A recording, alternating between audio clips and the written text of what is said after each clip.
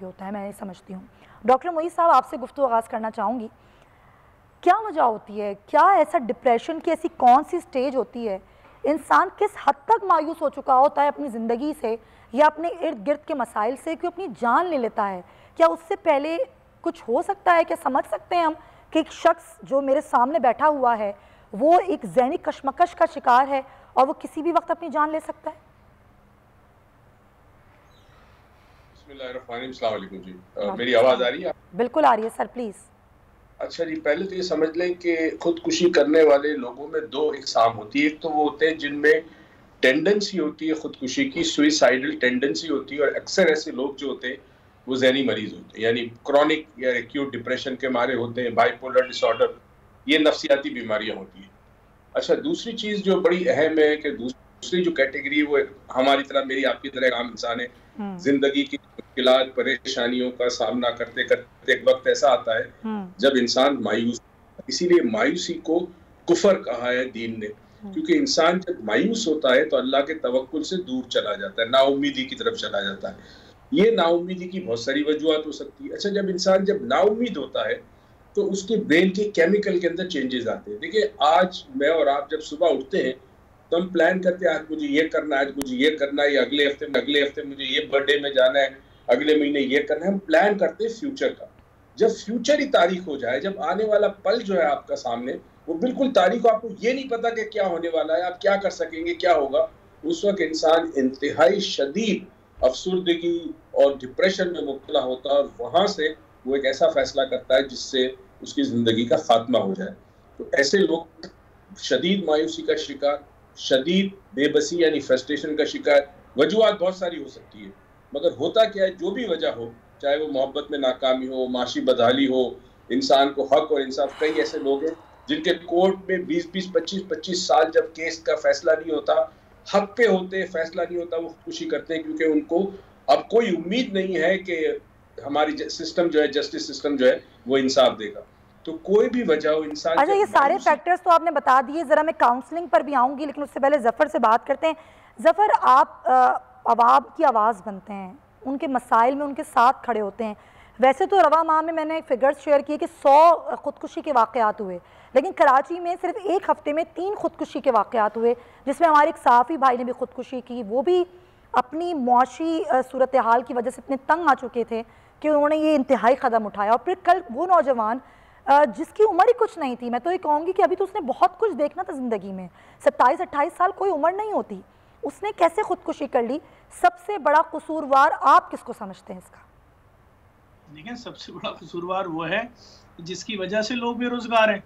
सबसे बड़ा कसूरवार वो है जो एक साल जो पास होके बच्चे इस शहर में, जहाँ की आबादी 4-4.5 करोड़ है, वहाँ से जो पास आउट हो गए यूनिवर्सिटी से लड़के निकल रहे हैं, लड़कियां निकल रही हैं, और आगे रोजगार के कोई रास्ते नहीं है। ये कौन फराम करेगा? ये रास्ते फराम करना किसके? तो ये तो जिनकी जिम्मेदारी है वो लोग जिम्मेदार है ना।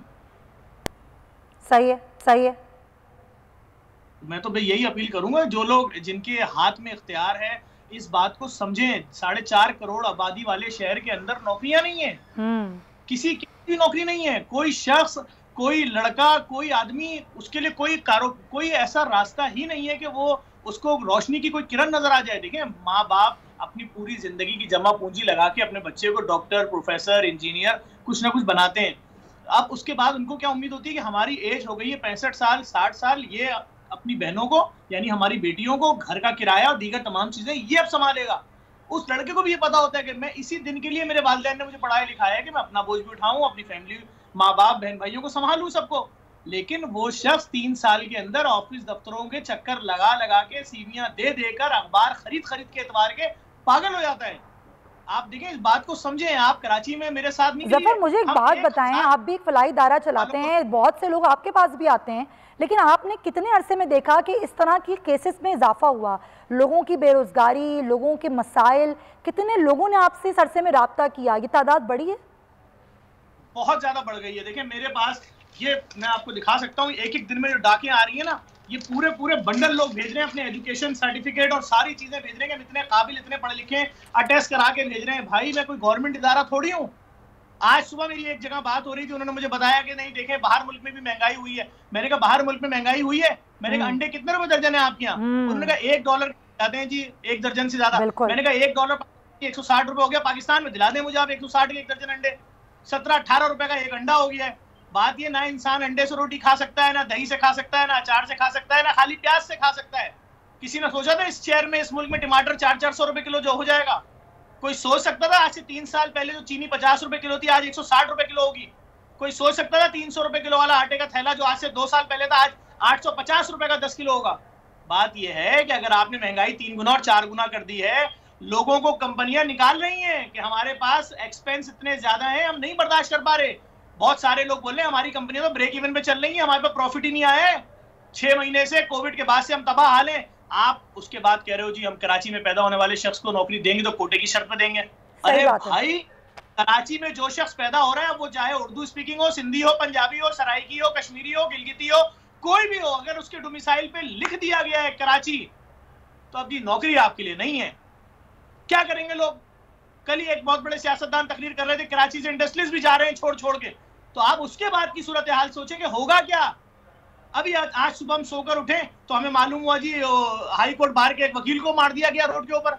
वीडियो भी आ गई, में सुकून से 2 लोग आए, बाइक से उतरे, आराम से गोलियां मारी, चले। बहुत ही बिल्कुल आप सही कह रहे हैं, किसी की जान लेना या अपनी जान लेना, मुझे लगता है ये बहुत ही आसान हो गया। मतलब ये तो कोई खेल हो गया है।